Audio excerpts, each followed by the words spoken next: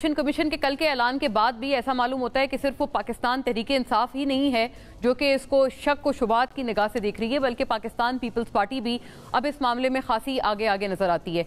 इस पूरे मामले पे नाजरीन बात होना बहुत ज़रूरी है और गिवन द फैक्ट इस पस मंज़र में बात होना ज़रूरी है कि नवाज शरीफ साहब लंदन में हैं, उन्होंने वापस आना था, 21 तारीख दी गई थी अक्टूबर की, और शहबाज शरीफ साहब मरियम नवाज साहिबा हंगामी तौर पर चूंकि लंदन गए हैं, उस हवाले से भी ये बहुत सारी बातें हो रही हैं। सुना जाता है कि कोई मुलाकात हुई है बहुत अहम शख्सियत से, जिसके ऊपर शहबाज शरीफ साहब ने आज एक रिबटल दिया है और उन्होंने कहा है कि इस तरह की कोई बात नहीं है।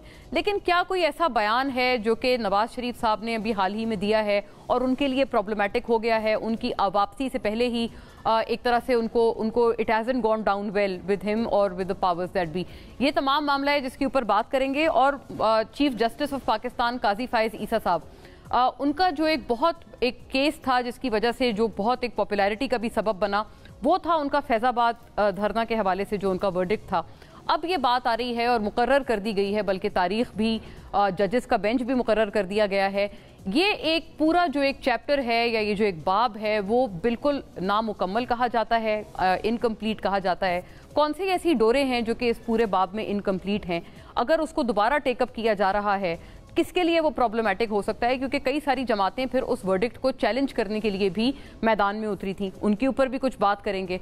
और ये जो एक सिनेरियो है इस पूरे केस को टेकअप करने वाला, ये सियासी एक पस मंज़र पे और मंजरनामे पे दोनों एतबार से ये क्या असर डालेगा, ये भी एक बहुत ज़रूरी सवाल है जो कि आज हम टेबल करेंगे। लेकिन कुछ फैक्ट्स एंड फिगर्स इस हवाले से देखते चलिएगा। फैज़ाबाद धरना केस फैसले के खिलाफ नजरसानी दरख्वास्तें 28 सितंबर को समाअत के लिए मुकर्रर कर ली गई हैं। चीफ जस्टिस काजी फायज ईसा की सरबराही में 3 रुकनी बेंच समाअत करेगा। बेंच में काजी फायज ईसा, जस्टिस अतहर मिनल्ला, जस्टिस अमीनुद्दीन खान शामिल हैं। फैसला 43 सफ़हात पर मुश्तमिल था।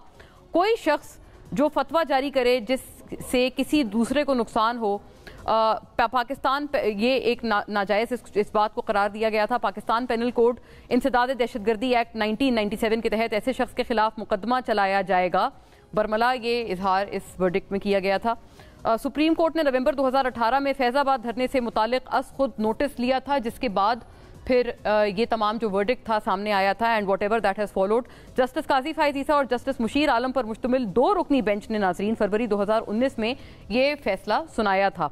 हुकूमत और कानून नाफिज करने वाले इदारे, तमाम अस्करी इदारे अपने दायरे इख्तियार में रहते हुए काम करेंगे। अप्रैल 2019 में उस वक्त की हुकूमत ने वजारत दिफा की तवस्सुत से IB, ISI और तमाम जो इदारे हैं उन्होंने और PTI ने, MQM ने, ये कुछ, और अवामी मुस्लिम लीग एज वेल, ये कुछ इतराफ़ थे जहाँ से इस फैसले को चैलेंज किया गया था। इन अप्रैल 2019 TLP ने ख़त्म नबूवत के हल्फनामे में मुतनाज़े तरामीम के खिलाफ 5 नवंबर 2017 को धरना दिया था। ये इसका थोड़ा सा बैकग्राउंड है। हुकूमत ने धरना पुरअमन तौर पर ख़त्म कराने की कोशिशों में नाकामी देखी।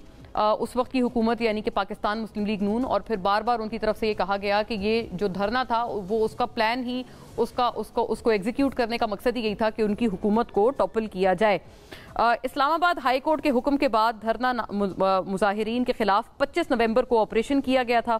सिक्योरिटी एहलकारों समेत 100 से ज़ायद जो अफराद थे वो ज़ख्मी हुए थे। इसके नतीजे में 27 नवंबर 2017 को हुकूमत ने वज़ीर कानून जाहिद हामिद को इस्तीफ़े के बाद धरने के शुरका के तमाम मुतालबात तस्लीम कर लिए थे।